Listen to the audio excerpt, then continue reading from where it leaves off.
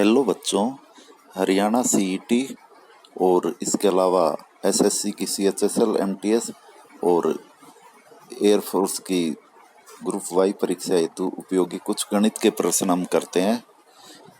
तो आइए प्रश्नों को शुरू करते हैं। पहला प्रश्न है, एक परीक्षा में 1200 लड़के और 1000 लड़कियां थी।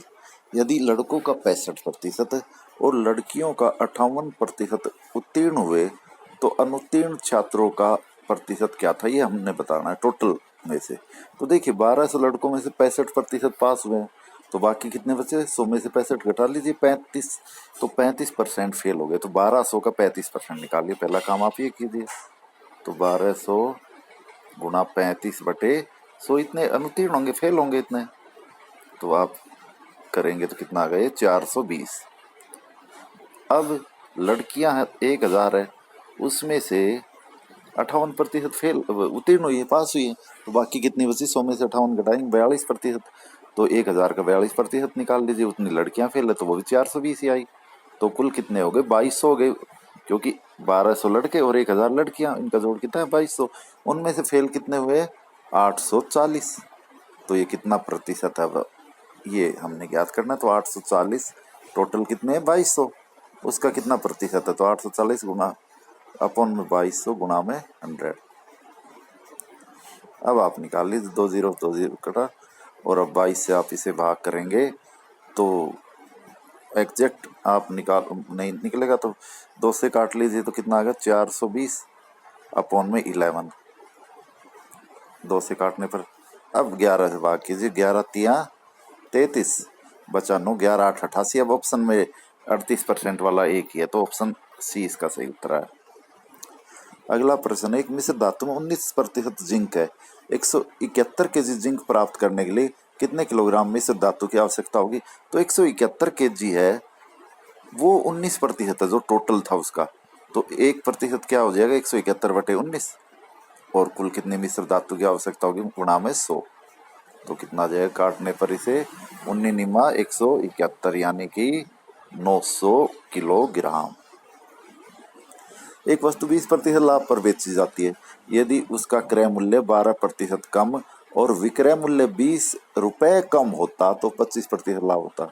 वस्तु का क्रय मूल्य क्या होगा? तो देखिए पहली स्थिति में हम क्रय मूल्य 100 रुपये मान लेते हैं, इसमें दो स्थितियां हैं। अब वो 20% लाभ पे बेची तो कितने बेचेंगे? 120 में।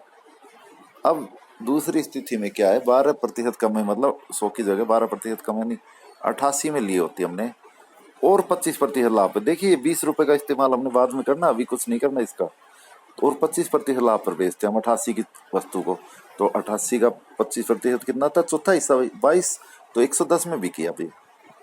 तो पहले 120 में बिक रही थी, अब 110 में, तो कुल कितने रुपए कम में बिकी है? 10 रुपए में। तो सवाल में कितना दिया है? कितने रुपए कम में बिक रही है? 20 रुपए में। विक्रय मूल्य 20 रुपए का अंतर दिया सवाल में, तो अब एक एक नियम लगा लीजिए। जब विक्रय मूल्य का अंतर 10 रुपए है तो क्रय मूल्य कितना माना था हमने? 100। एक है तो 100/10, और सवाल में कितना दिया है? 20, तो 100/10 गुणा में 20। आप काट लीजिए, कितना आ गया? 200 रुपए। ऑप्शन ए इसका सही उत्तर होगा।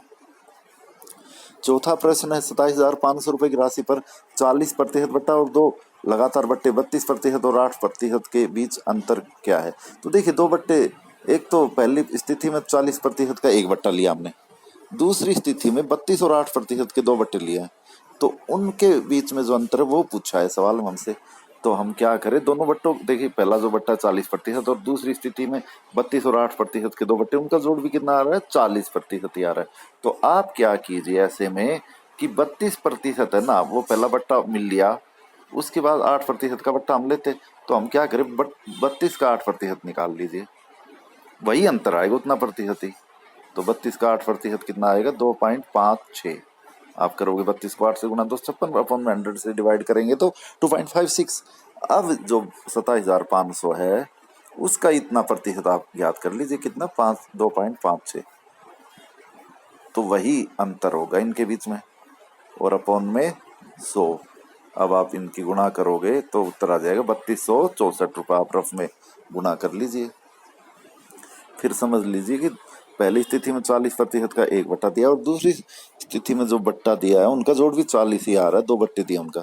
इसलिए ये आप शॉर्टकट लगा सकते हैं कि 32 का 8% निकाल लिया हमने तो 2.56% है ना, वही जो राशि है उसका 2.56% ही दोनों बट्टों के बीच अंतर होगा। तो ये हमने लगाया इसमें।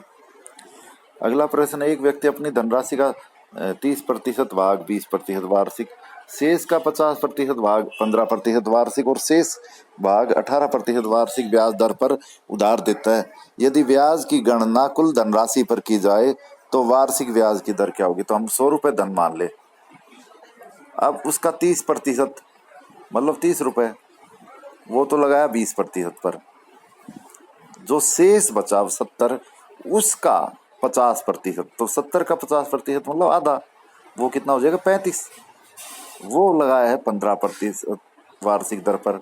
और अब जो शेष बचा 30 और 35 के बाद 65 हो गए, 100 में से कितना और शेष बचेगा? 35 ही बचेगा, वो 18% ब्याज दर पर लगाया है। तो अब पूछा है यदि ब्याज की गणना कुल धनराशि पर की जाए तो वार्षिक ब्याज की दर क्या होगी? तो देखिए 30 का 20% कितना आएगा? 6, 30 गुणा 20/100। 35 का 15% कितना आएगा? 5.25, आप निकाल लीजिए। 35 गुणा 15/100 और 35 का 18% कितना आएगा? 35 गुणा 18/100, 18 5 90, 9 हासिल और 18 3 54 और 9 63, तो 6.30 ये आ गया। अब इन तीनों को आप जोड़ लीजिए, 6% है ये और 5.25 और 6.3, तो आप इनको जोड़ेंगे तो इनका जोड़ कितना आएगा? 6 और 5 11 और 6 17.55, यानी ऑप्शन डी इसका सही उत्तर होगा। तो फिर समझ लीजिए हमने 100 रुपये मान ली जो धनराशि थी उसके पास, उसको अब 3 भागों में बांटा। पहला भाग 30%, दूसरा शेष जो बचा 70 उसका 50% यानी कि 35, और बाकी भी क्योंकि 50% ही और बचा, 70 का 35 ही और बचा, तो ये 3 भाग बन गए इन पे। अब पहले भाग पर 20%, तो 30 का 20%, 30 गुणा 20/100 6 रुपये। दूसरे भाग पर 35 का 15% 5.25 रुपये और तीसरे भाग पर 35 का 18%, 35 गुणा 18/100 6 रुपये 30 पैसे। तो कुल मिलाकर इनको जोड़ लीजिए तो 100 रुपये पर वही ब्याज की दर प्राप्त हुई और यही हमारा उत्तर होगा, ऑप्शन डी। अगला प्रश्न है, एक व्यक्ति 22,000 रुपए की कीमत वाला एक टीवी खरीदता है। वह 4,000 रुपए एक बार में देता है और शेष 16 महीने बाद देता है। तो 4,000 रुपए तो उसने डाउन पेमेंट कर दिया नगद उसी समय खरीदते समय, बाकी 18,000 रुपए वो 16 महीने बाद देता है और जिस पर 18% की दर से साधारण ब्याज लिया जाता है। तो वह टीवी के लिए कुल कितनी राशि अदा करेगा? तो हम क्या करें, जो बची हुई राशि 18,000 रुपए 18% वार्षिक दर से 16 महीने का ब्याज ज्ञात करें। तो देखिए समय महीनों में दिया है, तो इसका देखिए वर्ष बनाने के लिए अपन में कितना ले ले हम 12, और साधारण ब्याज का सूत्र लगाया हमने कि मूलधन गुणा दर गुणा समय बटे 100, तो अपन में 100 भी जाएगा। अब 2 जीरो से 2 जीरो काट लीजिए, अब इसे 6 से काटा तो 6 दूनी 12 और 6 तिया 18 और 2 से 180 को काटोगे तो 90। अब इनके आप गुणा कर लीजिए, तो इनकी गुणा करोगे तो 270 गुणा में 16, तो 16 0 0, 16 चिकम 96, 16 7 112 का 2 हासिल 11 और 16 दूनी 32 और 11 43, तो 4320 रुपये ब्याज के उसे देने पड़ेंगे और 22,000 रुपये उसकी कीमत थी। तो कुल कितना अदा किया? 22,000 जमा में 4320 रुपये, इनको जोड़ लीजिए 26,320 रुपये, यानी ऑप्शन बी इसका सही उत्तर होगा। अगला प्रश्न, एक मिश्रण में पानी, चीनी और नमक 3 4 2 के अनुपात में। तो क्या क्या है हमारे पास? पानी, चीनी और नमक। पानी, चीनी और नमक पहले मिश्रण में। अब दूसरे मिश्रण में आपने ध्यान देना है पढ़ते समय, प्रश्न अगर आप पढ़ोगे जब क्या दिया है दूसरे मिश्रण में, हमें पानी, चीनी और दूध दिया है, नमक नहीं है, दूध दिया है, तो दूध भी आप ऊपर लिख लीजिए। अब पहले मिश्रण में पानी, चीनी और नमक 3 4 2 के अनुपात में, तो 3 जमा 4 जमा 2, इनका जोड़ कितना रहा? 9। और दूसरे मिश्रण में 19 16 और 1, उनका जोड़ कितना रहा? 36।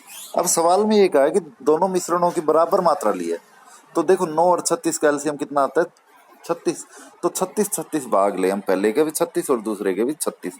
अब पहले का 36 बनाने के लिए 3 4 2 अनुपात है, ये 9 के बराबर था, तो 36 की बनाने के लिए 4 गुना करें हम, तो कितना हो जाएगा, पानी हो जाएगा 4 तिया 12, चीनी हो गई 4 चौक 16 और नमक हो गया 4 दूनी 8। और दूसरे मिश्रण में यही रहेगा क्योंकि 36 पहले से ही जोड़ आ रहा है, तो चीनी तो हो गई कितनी 19, नहीं पानी 19 हुआ, और चीनी कितनी हुई, चीनी का अनुपात कितना है 16, तो चीनी हो गई 16। और तीसरा दूध दिया है, तो दूध कितना रहेगा 1। तो अब हम क्या करें कि 36 दूनी 72 हो गया टोटल, उसमें से दूध कितना 1, तो कुल कितना जो नया मिश्रण बना उसमें दूध कितना होगा 1/72। इसका ऑप्शन सी उत्तर आएगा। वैसे हम अगर देखते तो हम सीधा भी से कर सकते थे कि देखिए दोनों बराबर मात्रा में लिए तो 3 4 और 2 का जोड़ 9 आता है, और 16 19 16 और 1 का जोड़ 36 आता है, तो 36 बनाए हम। तो पहले को 36 बनाने के लिए 4 से गुणा करें, और दूसरा 36 है ही। अब कुल भाग कितने हो गए 36 और 36 72, उसमें से दूध केवल दूसरे भाग में है और वो कितना है 1 है, तो 1/72 सीधा उत्तर ले सकते थे हम, ज्यादा कैलकुलेशन न करके। अगला प्रश्न है, किस संख्या का 1 9 17 और 19, किस संख्या को 8 9 17 और 19 प्रत्येक संख्या में जोड़ा जाए ताकि चारों संख्याएं समानुपाती हो जाए। तो या तो आप ऑप्शन से इसे ट्राई कीजिए, तो एक जोड़ने पर जो 8/9 है पहले, इन समानुपाती तब होगी जब 8/9 का जो अनुपात है वही 17/19 के साथ हो जाए, हम क्या जोड़े तब। तो अगर हम ऑप्शन से ट्राई करें तो एक जोड़ने पर देखिए पहले में कितना हो जाएगा 8 1 9/10, और यहाँ दूसरे भाग में भी अगर एक जोड़ें तो 18/20 यानी कट के 9/10 आ गए, तो एक ऑप्शन से उत्तर आ जाता। लेकिन मान लीजिए हम तरीके से करना चाहे तो आप क्या कीजिए, यहाँ अंतर लीजिए, इनका कितना आया 9, और अपॉन में भी अंतर लीजिए 9/10। अब 9 और 10 जो बने हैं उनका भी अंतर लीजिए, तो कितना है 1। अब जो 9 है ना, जो ऊपर 9 है, एक अंतर 1 है, तो 9 बराबर 9 हो गया, यानी यहाँ ऊपर 9 बनेगा हमारे पास, और यहाँ कितना बनेगा 10, क्योंकि एक देखो 9/10 का जो अंतर है एक उसको देख रहे हैं हम, तो 9/10 बनाना हमने 8/9 को, तो कितना जोड़े हम प्रत्येक जगह एक जोड़े, 8 में एक जोड़ने पर 9 हो जाएगा, 9 में एक जोड़ने पर 10 हो जाएगा, तो यही उत्तर हो गया ऑप्शन डी। आप ऑप्शन से भी कर सकते थे, अब मैंने पहले ही बताया कि हम 8/9 की प्रत्येक में एक जोड़े तो कितना हो गया 9/10। इसी प्रकार 17/19 में एक जोड़ने पर 18/20 जो कट कर 9/10 ही आ जाता है, मतलब चारों संख्याएं समानुपाती हो जाए, मतलब पहले और दूसरी का जो अनुपात 8/9 का वही 17/19 का हो जाए, क्या जोड़ने पर, तो वह उत्तर 1 आया। अगला प्रश्न, 4 पुरुष और 3 स्त्री किसी कार्य को 10 दिन में खत्म करते, तो 4 मैन प्लस 3 वुमेन कर रहे 10 दिन में, तो इसे एक दिन में करवाने के लिए हम क्या करें 10 से गुणा करें, तो 40 man is equal to 30 women, ये हो गया 10 से गुणा कर लिया दोनों जगह हमने। इसी प्रकार 5 महिलाएं और 3 पुरुष, देखिए पहले महिला दी है, ये गलती न कर लीजिए कि आप 5 को भी पुरुष पड़ जाएं, तो 5 महिलाएं यानी 5 वुमेन, और ये 8 दिन में करती तो 8 से गुणा कर लीजिए, तो 40 वुमेन बराबर जमा 3 पुरुष, तो 8 दिया 24 मैन, ये बराबर हो गए। देखिए फिर समझ लीजिए कि 4 पुरुष और 3 स्त्री 10 दिन में करते तो एक दिन में कितने करेंगे 40 पुरुष और 30 स्त्री। अब 5 स्त्रियां और 3 पुरुष 8 दिन में करते हैं, तो इनको 8 से गुणा कर लीजिए, 40 वुमेन प्लस 24 मैन, तो ये वो भी एक दिन में कार्य कर रहे हैं और ये भी एक दिन में, तो इनकी कार्य क्षमता बराबर हुई, दोनों को बराबर रख लिया। अब मैन मैन में से ले जा घटाइए, तो 40 में से 24 गए तो कितना आ गया 16 मैन इज इक्वल टू, अब वुमेन वुमेन में से 40 वुमेन में से 30 वुमेन घटाएंगे तो 10 वुमेन। अब इनकी रेशियो आप निकाल सकते हैं, वर्क की जो कैपेसिटी है मैन अपॉन वुमेन, वो कितनी आ जाएगी 10/16, यानी कट के 5/8। अब जो एक आदमी है उसको 350 रुपये मिलते हैं, अब उनका अनुपात क्या है 5, एक आदमी 5 यूनिट करता है जबकि एक वुमेन 8 करती है, तो इसी अनुपात में उन्हें राशि मिलेगी, तो 350 अपॉन में एक आदमी का अनुपात 5 था, तो ये 1 के बराबर हो गया, तो 8 कितने के बराबर है गुणा 8, तो काट लीजिए 560 रुपये, यानी ऑप्शन डी इसका सही उत्तर होगा। 10वां प्रश्न, एक मजदूर को 7475 रुपये में कुछ दिनों के लिए काम पर लगाया गया, लेकिन कुछ दिन अनुपस्थित रहने कारणों से केवल 5525 रुपये दिए गए, तो उसकी अधिकतम दैनिक मजदूरी क्या थी। तो ऐसे प्रश्नों में हमने क्या लेना है, HCF लेना है इन दोनों का, वही अधिकतम दैनिक मजदूरी हो सकती है।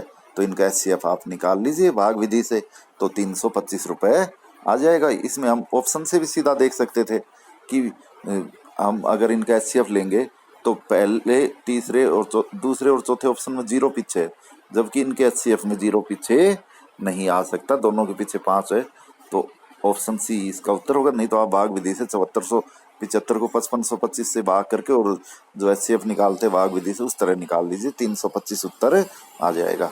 11वां प्रश्न है, प्रत्येक 3 वर्षों के अंतराल पर पैदा हुए 5 बच्चों की उम्र 50 वर्ष है, तो टोटल उम्र उनकी 50 है ना, तो ऐसे में आप औसत निकाल लीजिए। तो 50 5 की है तो औसत कितनी आ गई इनकी, 50/5 10 वर्ष आ गई। अब 5 बच्चे, ये पहला, ये दूसरा, ये तीसरा, ये चौथा, ये 5वां। अब जो औसत आई है 5 है, तो उनकी औसत बीचों बीच कौन सी होगी, तीसरा बच्चा। तो तीसरे बच्चे की आयु आ गई, औसत आई है 10 वर्ष, और उनमें 3 वर्ष का अंतर है, तो इसका कितना हो जाएगा, दूसरे की 7 और पहले की 4। तो इसका उत्तर क्या आ गया, 4 वर्ष। ऑप्शन सी इसका सही उत्तर होगा।